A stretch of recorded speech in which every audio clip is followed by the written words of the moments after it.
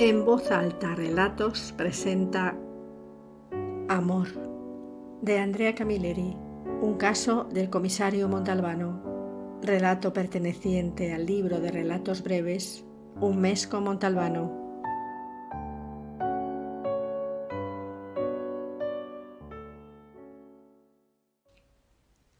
Michela Prestia era hija de una familia a la que le faltaba de todo. La madre fregaba las escaleras del ayuntamiento y el padre, que era temporero en el campo, se había quedado ciego al estallarle una bomba de mano abandonada durante la guerra. La muchacha, a medida que crecía, se hacía cada vez más hermosa y los vestiditos agujereados que llevaba, poco más que harapos pero limpísimos, no conseguían esconder toda la gracia que Dios le había dado. Morena, los ojos siempre brillantes, con una especie de alegría de vivir a pesar de la necesidad. Había aprendido sola a leer y a escribir. Soñaba con ser dependiente en uno de aquellos grandes almacenes que la fascinaban. A los 15 años, ya una mujer hecha y derecha, se escapó de casa para ir tras un vendedor ambulante que recorría los pueblos con una furgoneta vendiendo utensilios de cocina, vasos, platos y cubiertos. Un año después volvió a casa y sus padres hicieron como si nada hubiera pasado. Tenían una boca más que alimentar. Durante los 5 años siguientes, muchos hombres de Bigata, solteros o casados, la tomaron y la abandonaron o fueron abandonados, pero siempre sin tragedias ni peleas. La vitalidad de Michela conseguía justificar, convertir en natural cada cambio de pareja.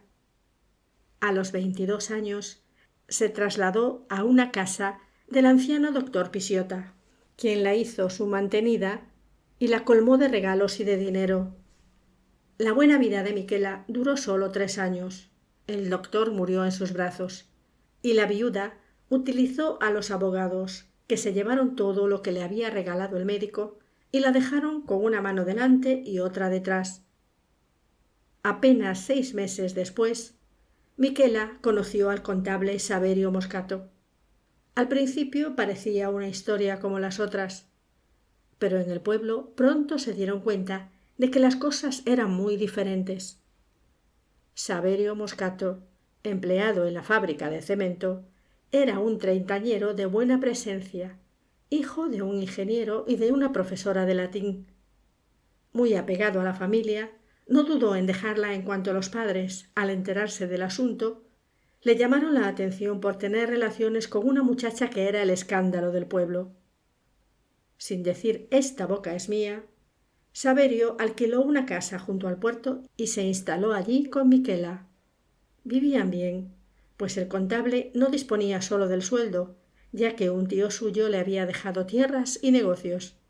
Pero sobre todo, lo que sorprendía a la gente era que Michela, que con los otros siempre había mantenido una actitud de libertad e independencia, ahora solo tenía ojos para su Saverio.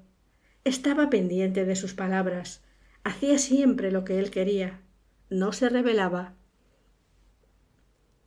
Y en cuanto a Saverio, sucedía lo mismo, estaba atento a todos los deseos de Michela, incluidos los que sólo manifestaba con una mirada. Cuando salían de casa para ir de paseo o al cine, caminaban tan abrazados como si estuvieran despidiéndose para siempre. Y se besaban en cuanto podían y también cuando no podían. «No hay vuelta de hoja», comentó el aparejador Esmeca, que había sido amante de Michela durante un breve tiempo. «Están enamorados, y el caso es que me gusta.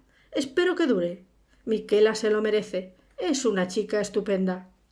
Saverio Moscato, que había procurado por todos los medios no alejarse de Bigata a fin de no dejar sola a Michela, tuvo que trasladarse a Milán por asuntos de trabajo en la fábrica de cemento y permanecer allí 10 días.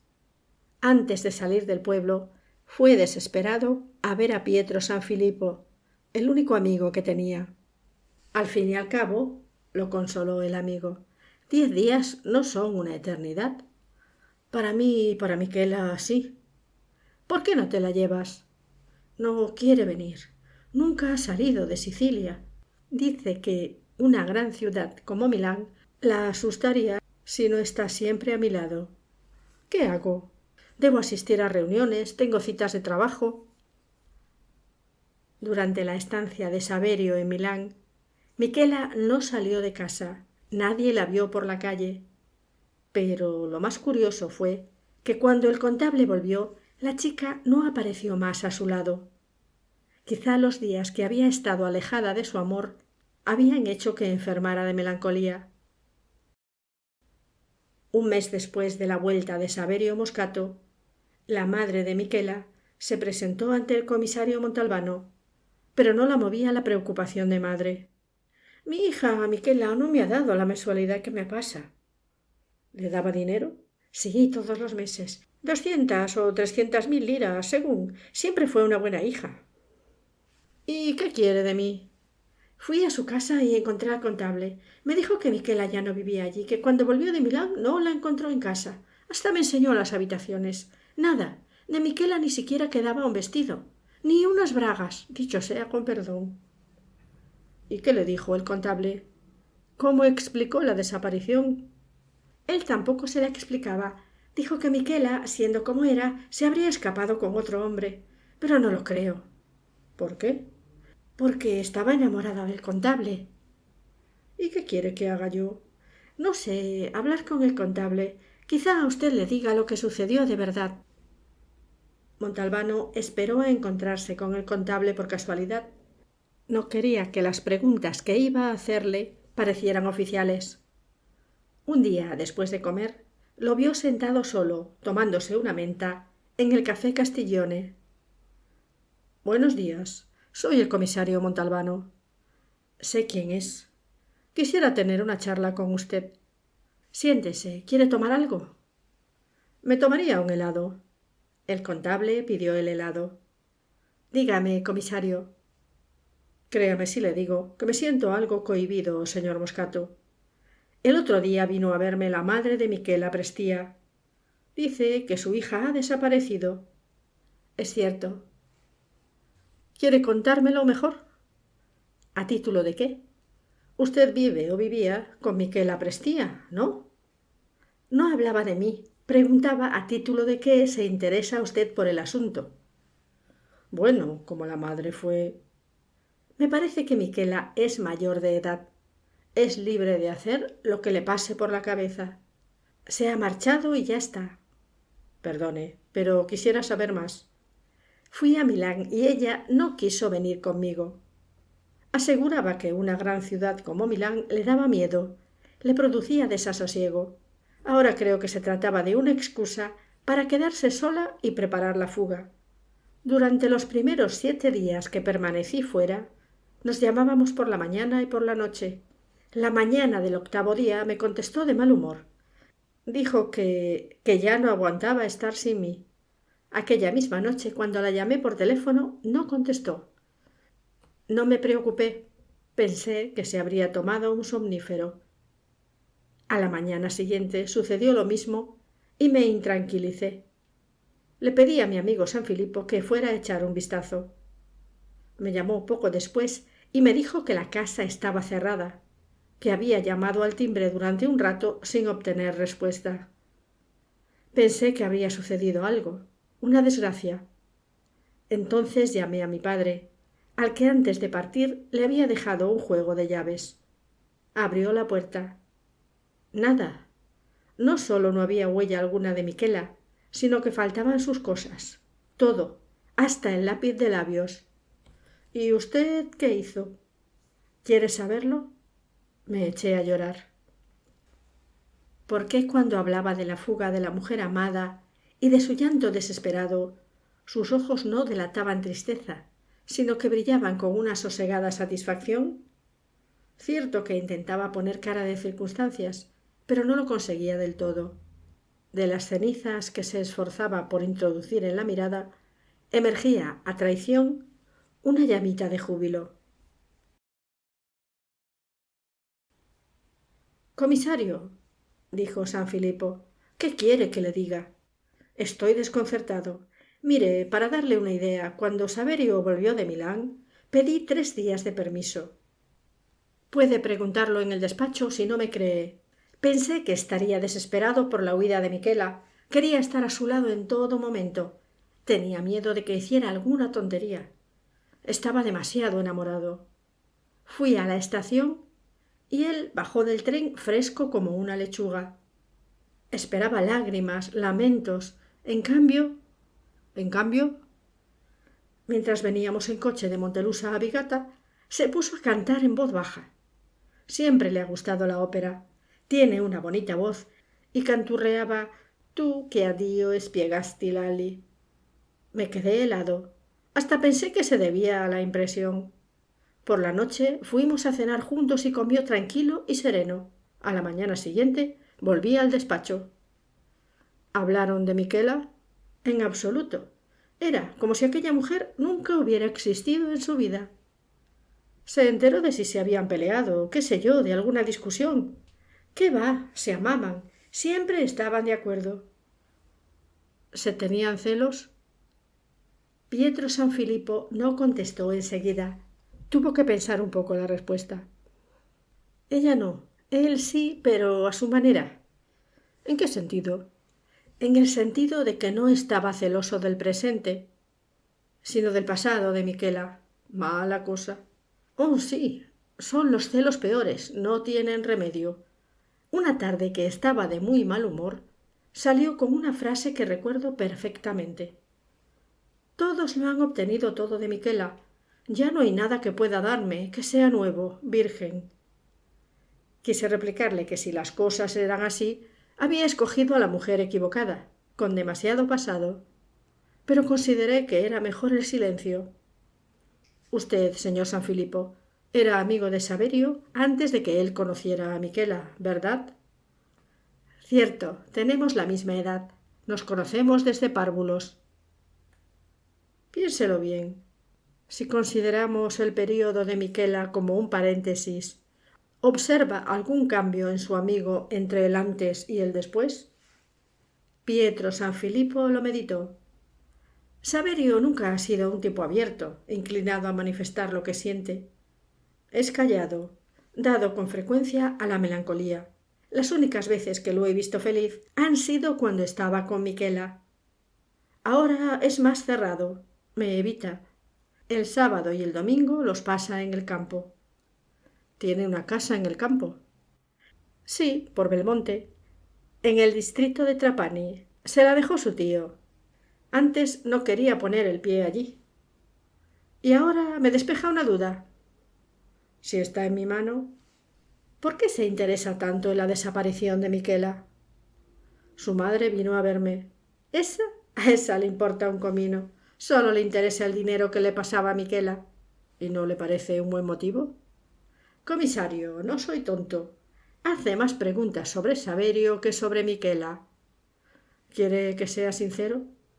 Tengo una sospecha. ¿Qué? Tengo la curiosa impresión de que su amigo Saverio se lo esperaba, y quizás hasta conocía al hombre con el que Miquela se ha fugado. Pietro Sanfilippo mordió el anzuelo. Montalbano se felicitó. Había improvisado una respuesta convincente. Podía decirle que lo que le inquietaba y lo confundía era una brillante llamita en el fondo de un ojo. No deseaba mezclar a ninguno de sus hombres, porque no quería hacer el ridículo ante ellos. Se embarcó solo en el interrogatorio de los inquilinos del edificio donde vivía el contable. Todos los aspectos de aquella investigación, si se podía llamar así, eran débiles.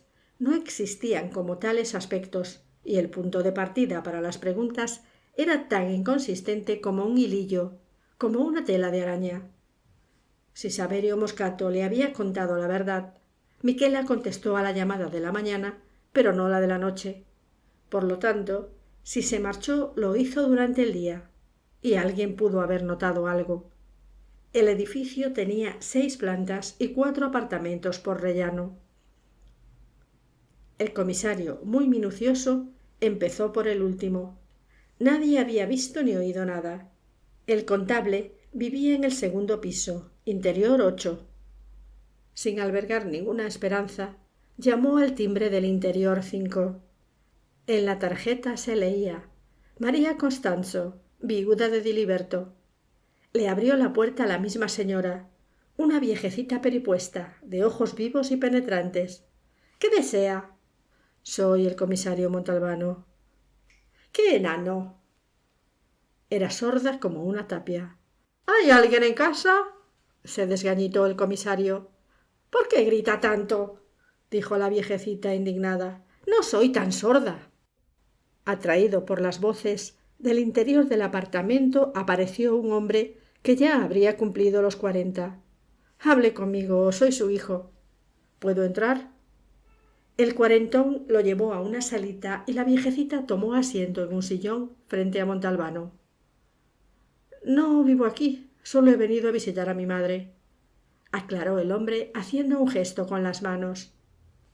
Como ya sabrán, la señorita Miquela Prestía, que convivía en el interior 8 con el contable Saverio Moscato, se ha marchado sin dar explicaciones, mientras el señor Moscato se encontraba en Milán, entre el 7 y el 16 de mayo. La viejecita dio señales de impaciencia. ¿Qué está diciendo, Pascualí? Preguntó al hijo.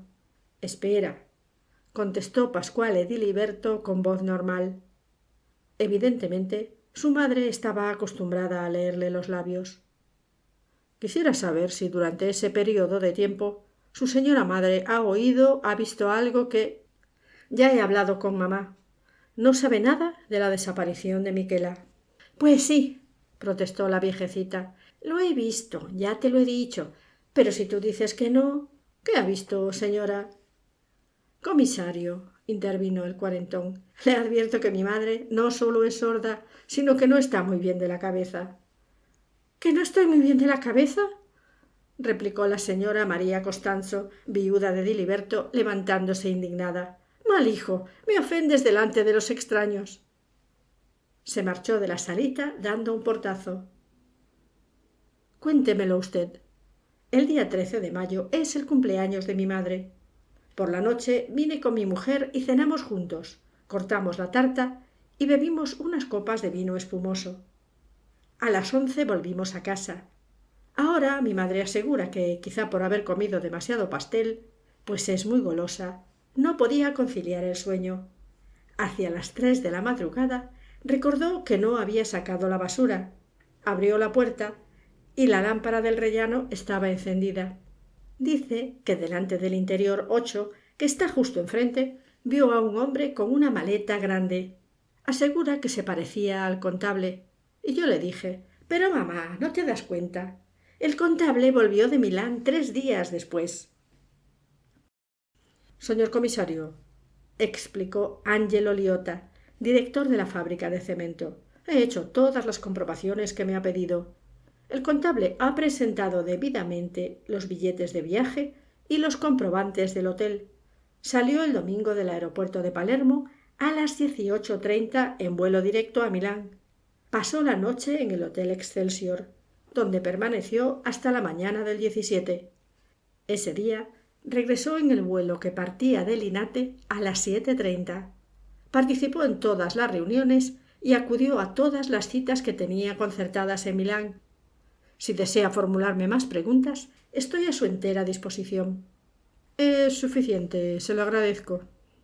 Espero que un empleado como Moscato, al que aprecio por su laboriosidad, no se encuentre envuelto en ningún feo asunto. También yo lo espero, dijo Montalbano al despedirse. En cuanto el director hubo salido, el comisario cogió el sobre con todos los comprobantes del viaje que el otro le había dejado encima del escritorio y sin abrirlo siquiera lo guardó en un cajón. Con ese gesto se estaba despidiendo de una investigación que nunca había existido. 6 meses después recibió una llamada telefónica. Al principio no reconoció a quien estaba al otro lado del hilo. Perdone, ¿cómo ha dicho? Angelo Liotta, ¿recuerda? Soy el director de la fábrica de cemento. Usted me llamó para saber... Ah, sí. Lo recuerdo muy bien, dígame. Como ahora estamos cerrando la contabilidad, quisiera que me devolviera los recibos que le dejé. ¿De qué estaba hablando? Entonces se acordó del sobre que no había abierto. Se los enviaré hoy mismo. Sacó el sobre para no olvidarse. Lo puso encima de la mesa del despacho. Lo miró y, sin saber por qué, lo abrió. Examinó uno por uno los recibos y los volvió a guardar en el sobre. Se apoyó en el respaldo del sillón y cerró los ojos durante unos minutos, reflexionando. Luego volvió a sacar los recibos. Los ordenó encima de la mesa, uno al lado del otro. El primero de la izquierda, con fecha del 4 de mayo, era el recibo de un llenado de gasolina. El último pedazo de papel de la derecha era un billete de tren, con fecha del 17 de mayo para el trayecto Palermo-Montelusa. No cuadraba. Al parecer, Moscato había salido en coche de Vigata para ir al aeropuerto. Luego, al final del viaje, había vuelto a Vigata en tren. Su amigo Pietro Sanfilippo fue testigo de su llegada. La pregunta era muy sencilla. ¿Quién había llevado el coche del contable a Vigata mientras él estaba en Milán? Señor Sanfilippo, soy Montalbano. Necesito una información. Cuando el señor Moscato fue al aeropuerto a coger al avión de Milán, ¿llevó el coche? Comisario, todavía piensa en esa historia. ¿Sabe que de vez en cuando llega alguien al pueblo que dice que ha visto a Michela en Milán, en París, hasta en Londres? De cualquier manera, no solo no lo acompañé, sino que creo que se equivoca. Si volvió en tren, ¿por qué tenía que llevarse el coche? Michela tampoco pudo acompañarle porque no sabía conducir. ¿Cómo está su amigo? Saverio hace un montón de tiempo que no le veo. Se ha despedido de la fábrica de cemento y ha dejado la casa. ¿Sabe a dónde ha ido? Sí, vive en el campo, en su casa de la provincia de Trapani, en Belmonte. Quería ir a verlo, pero me ha dado a entender que... El comisario no necesitó escuchar más. Belmonte, acababa de decir Sanfilippo. El recibo de la gasolina, arriba, a la izquierda, llevaba escrito: Estación de servicio Pagano Belmonte, Trapani. Se detuvo en la estación de servicio a preguntar qué camino debía tomar para llegar a la casa de Moscato. Se lo indicaron. Era una casita modesta pero bonita, de un piso, completamente aislada. El hombre que salió a su encuentro se parecía a aquel Saverio Moscato que él había conocido. Al comisario le costó reconocerlo, vestido de cualquier manera y con la barba larga, y en sus ojos, que Montalbano miró fijamente, la llamita se había apagado por completo. Solo había negras cenizas. Lo invitó a entrar en el comedor, muy modesto. «Estoy aquí de paso», se excusó Montalbano. Pero no siguió porque Moscato parecía haberse olvidado de su presencia. Se estaba contemplando las manos. El comisario vio la parte de atrás de la casa a través de la ventana. Un jardín de rosas, flores, plantas, que contrastaba de manera extraña con el resto del terreno, abandonado. Salió al jardín. En el centro había una gran piedra blanca rodeada por una cerca. A su alrededor, infinidad de rosas.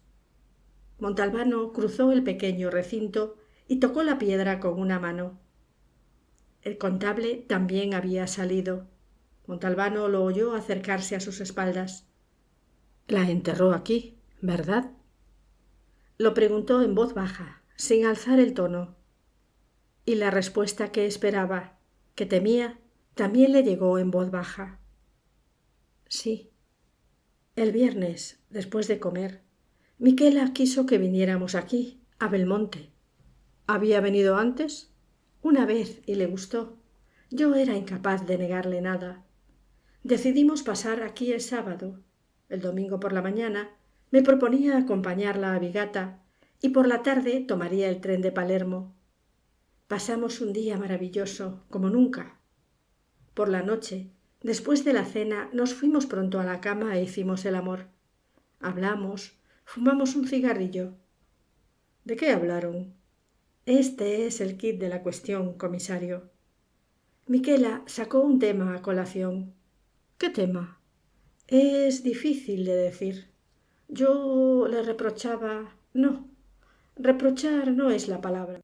Me quejaba, eso, de que ella, por la vida que había llevado, ya no pudiera darme algo que nunca hubiera dado a los demás. Pero usted estaba en las mismas condiciones para ella. Saverio Moscato lo miró un segundo sorprendido. Cenizas en las pupilas. ¿Yo? Antes de Miquela nunca había estado con una mujer. Sin saber por qué, el comisario se sintió turbado. En un momento dado, ella fue al cuarto de baño. Permaneció allí 5 minutos y volvió. Sonreía cuando se echó a mi lado. Me abrazó con fuerza. Me dijo que me daría una cosa que los demás nunca habían tenido y que ya nunca podrían tener. Le pregunté de qué se trataba, pero quiso que volviéramos a hacer el amor. Después me dijo lo que me estaba entregando. Su muerte. Se había envenenado. ¿Y usted qué hizo? Nada, comisario. Mantuve sus manos entre las mías. Ella no apartó sus ojos de los míos. Fue una cosa rápida. No creo que sufriera mucho. No se haga ilusiones. Y sobre todo, no rebaje lo que Miquela hizo por usted. Con el veneno se sufre, y mucho. Aquella misma noche cavé una fosa y la puse donde ahora está. Salí hacia Milán. Me sentía desesperado y feliz, ¿comprende? Un día el trabajo acabó pronto. Todavía no habían dado las 5. Llegué en avión a Palermo y fui a Vigata con el coche que había dejado en el aparcamiento del aeropuerto de Punta Raisi. Hice el trayecto despacio. Quería llegar al pueblo bien entrada la noche, pues no podía correr el riesgo de que me vieran. Llené una maleta con sus vestidos, sus cosas, y la traje aquí. La guardo arriba, en el dormitorio.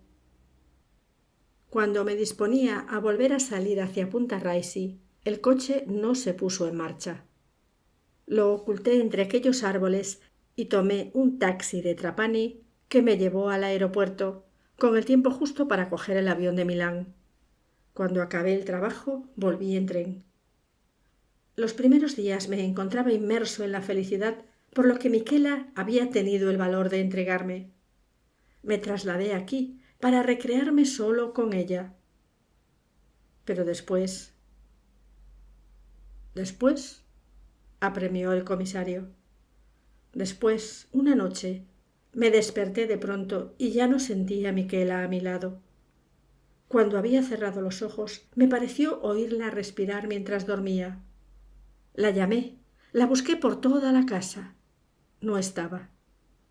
Entonces comprendí que su gran regalo había resultado muy caro, demasiado. Se echó a llorar, sin sollozos. Lágrimas mudas descendían por su rostro. Montalbano contemplaba una lagartija que, encima de la piedra blanca de la tumba, disfrutaba inmóvil del sol.